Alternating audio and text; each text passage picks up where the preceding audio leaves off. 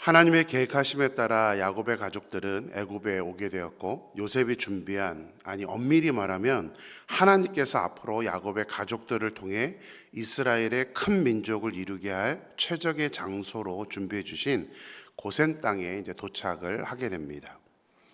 또한 선발대로 먼저 와서 고센을 살피고 준비한 유다 때문에 이들은 안전하게 이제 고센에 도착할 수 있었습니다. 우리 2절 말씀 보겠습니다. 그의 형들 중 5명을 택하여 바로에게 보이니. 자, 야곱의 가족이 고센에 도착을 하자 요셉은 형들 중에 5명을 택해서 바로에게 소개를 하고 있습니다. 근데 성경을 보면 요셉이 선택한 이 5명이 누구였는지, 또 어떠한 기준으로 이 5명을 선발했는지, 뭐 나이 순인지 어머니가 같은 사람들끼리인지 그 구체적인 조건에 대해서는 어떠한 기록도 나와 있지 않습니다. 그리고 또 왜 11명의 형들 중에 5명만을 선택했는지 그 이유도 성경은 말하고 있지 않습니다. 보통 학자들은 이 문화적인 이유를 들어서 이 본문을 설명을 합니다. 요셉이 애굽 문화를 잘 알고 있기 때문에 그 애굽의 문화의 특징 때문에 이렇게 5명을 선택했다라고 말합니다. 우리 서양 사람들이 좋아하는 숫자가 있죠. 럭키 세븐, 7, 7이라는 숫자를 좋아합니다. 우리나라도 7자를 좋아합니다.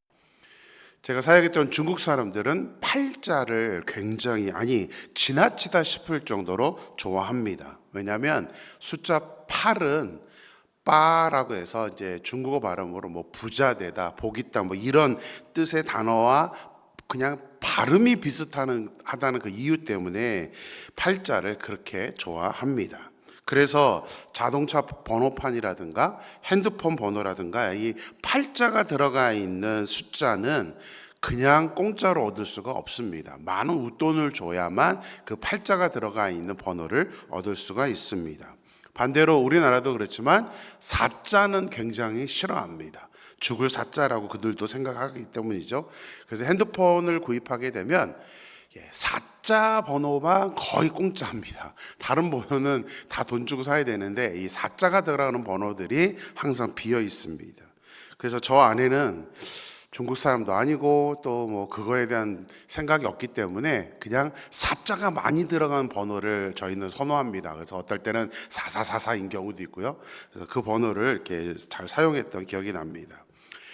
자, 그러면 이제 5명을 왜 선발했느냐? 그 문화적인 특징이 뭐냐면 애굽 사람들은 그 당시에 좋아하던 숫자가 바로 5자였다고 합니다. 이 5자라는 숫자를 좋아하는 이유는 애굽에서의 5 숫자는 존중의 의미가 있다고 합니다. 그래서 상대방을 내가 존중한다. 그래서 이 5라는 숫자를 중요하게 여겼고 누군가랑 이렇게 계약을 하거나 이럴 때도 5명씩 이렇게 했었던 그런 기록이 있다고 합니다. 그래서 요셉은 바로 왕을 존중한다는 의미로 11명이 있지만 굳이 11명을 다 데리고 간 것이 아니라 5명만 선택해서 바로 왕 앞에 지금 존중의 표시를 했던 것입니다. 근데 뭐 기준이 특별히 없는 걸 보니까 뭐 어떤 특별한 기준에 따라서 이 5명을 선택한 것 같지는 않습니다. 아마도 그냥 요셉이 5명을 뽑아서 그렇게 바로에게 지금 보이고 있는 것입니다.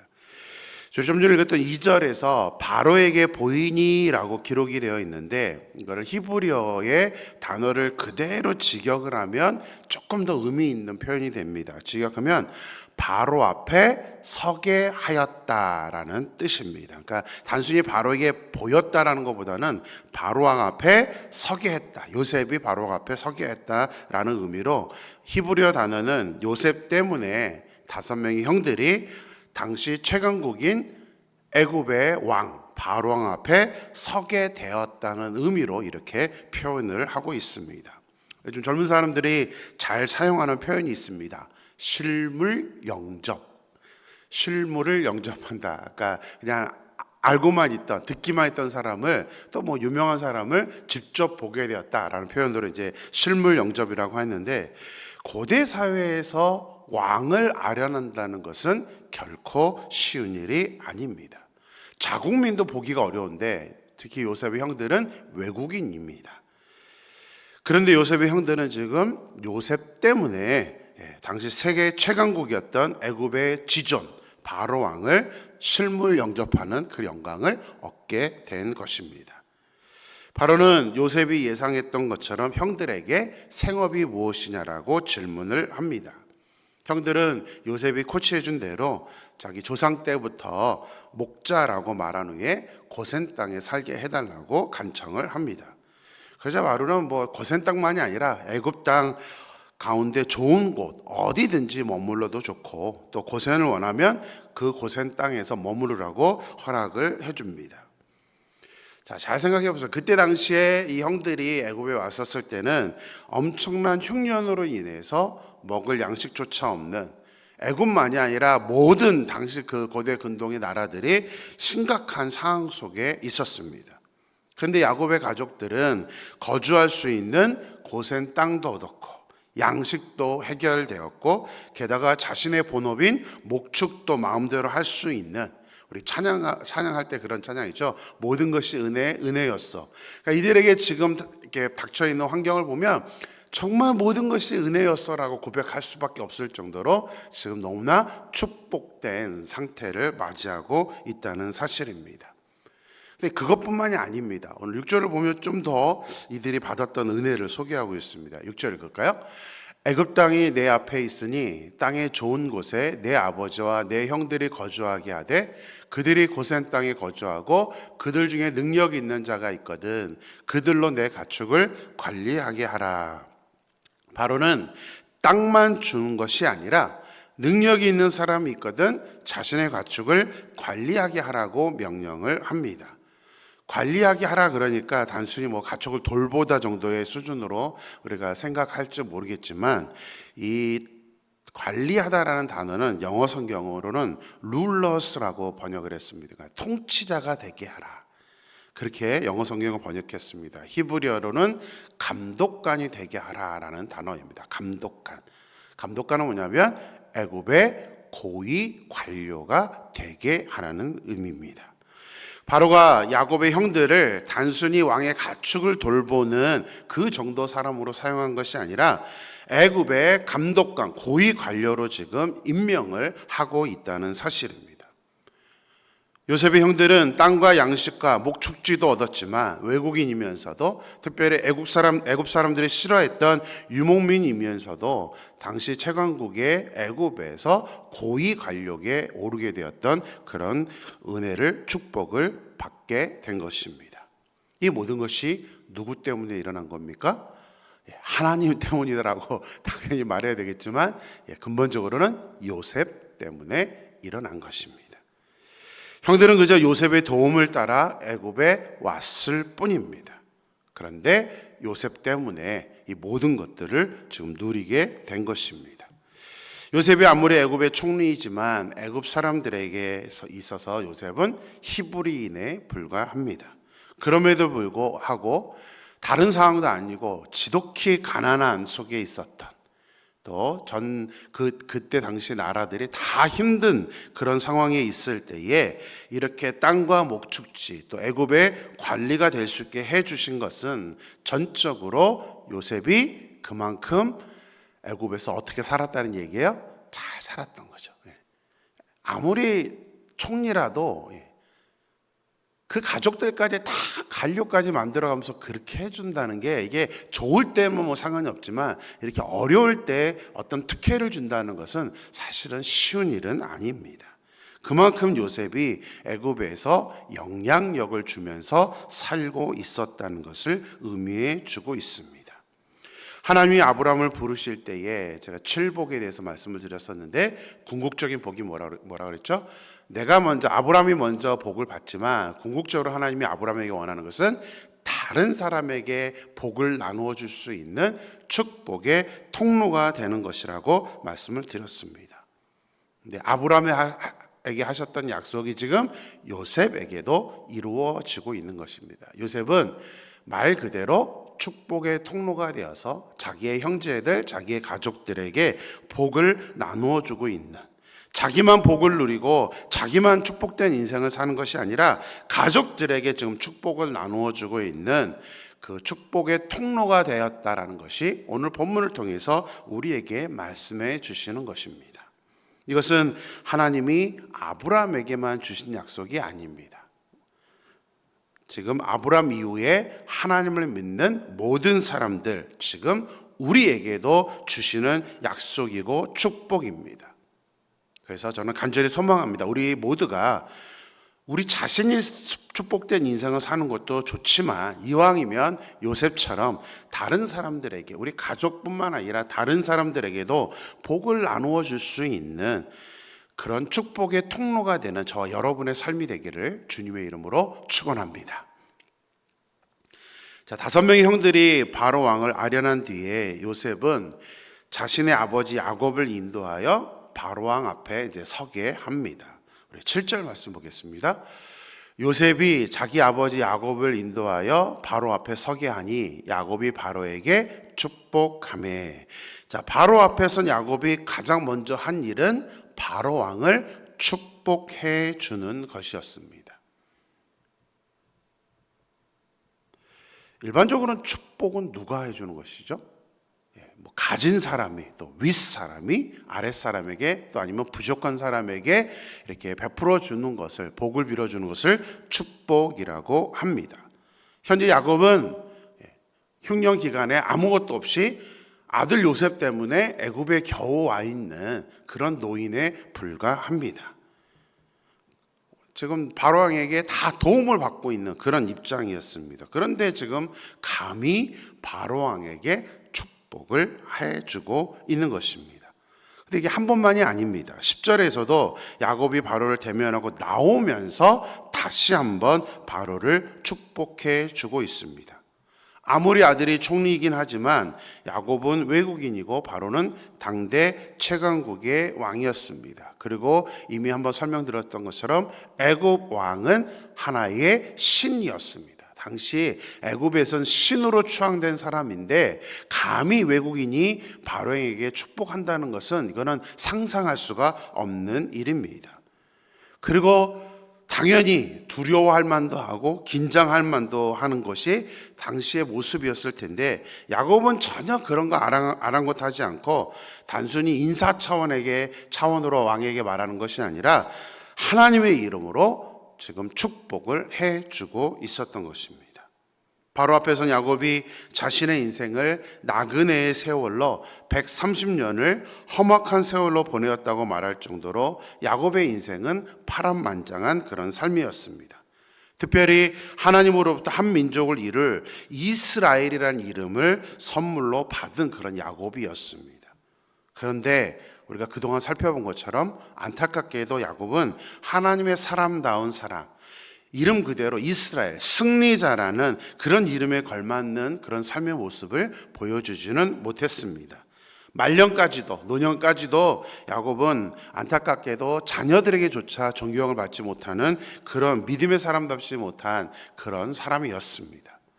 에서를 만나러 갈 때도 인간적인 계산으로 선물로 에서의 마음을 얻으려 했고, 시몬이 잡히고 두 번째 양식을 구하러 갈 때도 야곱은 가나안 특산품을 애굽의 총리에게 뇌물로 바치라고 할 정도로 야곱은 계속 인간적이고 비굴한 모습이었습니다.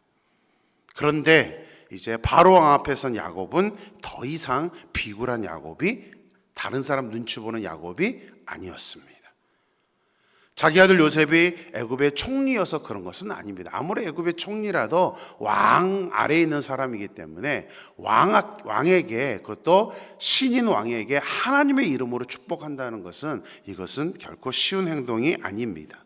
하지만 야곱이 이제 요셉의 꿈이 이루어지고 지금 현재의 모든 상황들, 하나님이 또 특별히 야곱에게 다 약속해 주신 것이 있었기 때문에 야곱은 이제서야, 이 말년에 와서야 하나님을 믿는다는 것이 어떠한 모습이구나라는 것을 지금 야곱은 깨달았다는 것입니다. 하나님의 섭리, 하나님의 역사하심, 이런 것들을 지금 깨닫고 나니까 자신감 있는 표정으로, 자신감 있게 아무것도 두려워하지 않고 지금 감히 바로왕 앞에 하나님의 이름으로 축복을 해주는 그런 사람이 되었던 것입니다.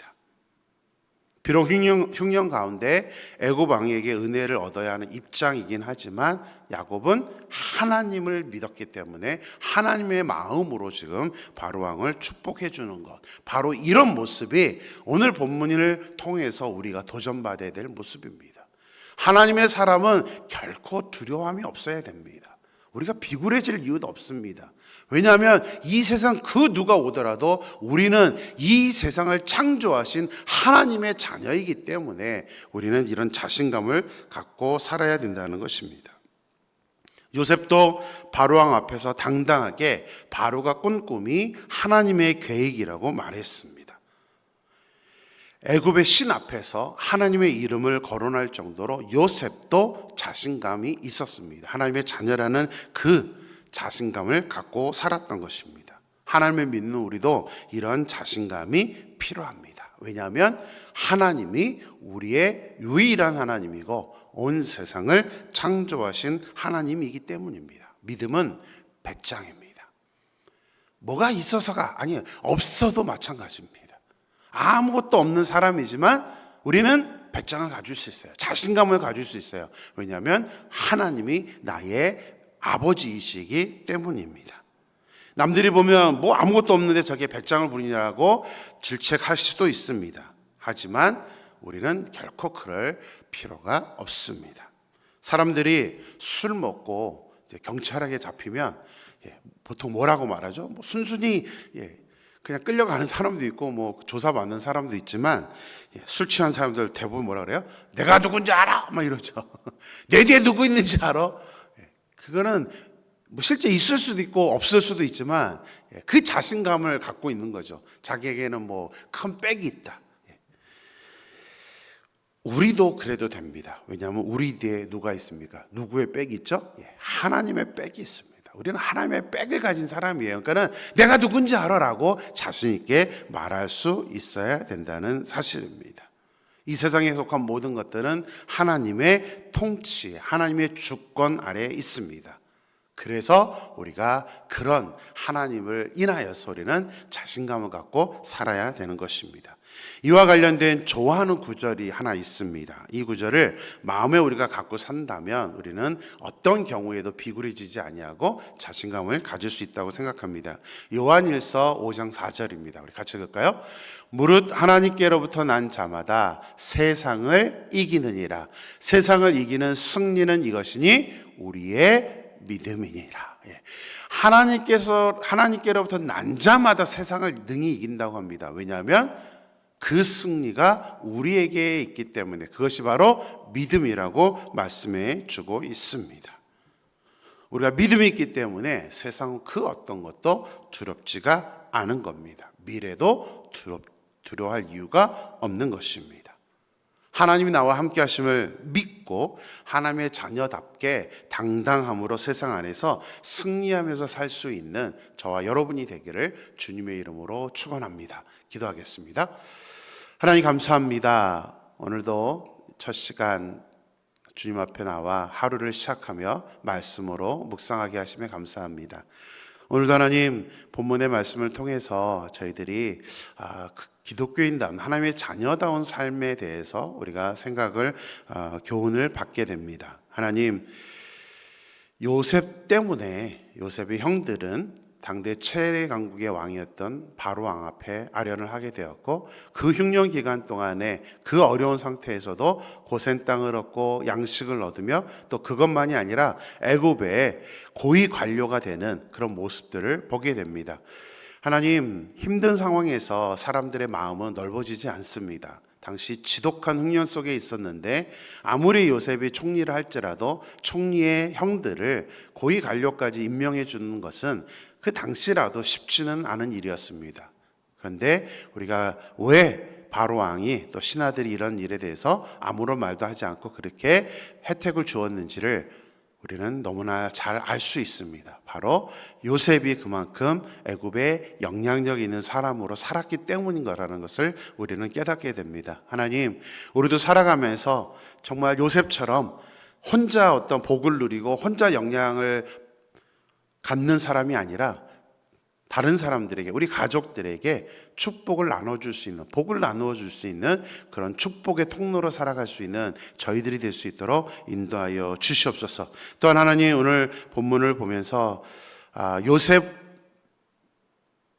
인해서 애굽에 왔던 야곱이었지만, 그렇다고 해서 야곱이 무엇인가를 능력을 갖고 있는 것도 아니고 애굽 왕 앞에 서서 애굽 왕의 도움을 받아야 되는 그런 입장인데도 불구하고 야곱은 하나님의 이름으로 애굽 왕을 축복하고 있는 그런 모습을 보게 됩니다. 그동안 비굴했던 야곱, 믿음의 사람답지 못했던 그 야곱의 모습이 이제는 하나님의 인도하심과 하나님의 역사하심을 바라본 이후에 야곱은 이제 자신감 있게 애굽 왕에게 축복을 하고 있는 것을 보게 됩니다. 하나님, 우리는 하나님의 자녀입니다. 창조주 하나님을 우리가 아버지로 모시고 살아가기 때문에 하나님, 우리 역시도 결코 하나님 두려워하거나 하나님 무서워하거나 눈치 보는 그런 것이 아니라 정말 담대함으로 하나님이 나의 하나님이 되신다는 것을 세상 안에서 보여줄 수 있는, 우리가 비록 지금 여러 가지 강하고 능력 있는 모습은 없을지라도 하나님을 아버지로 모신 그 자녀답게 담대하게 살아갈 수 있는 저희들의 삶이 될 수 있도록 역사하여 주시옵소서. 하나님께서 오늘 하루도 저희들과 함께하여 주실 줄 믿고 예수님의 이름으로 기도드렸습니다. 아멘.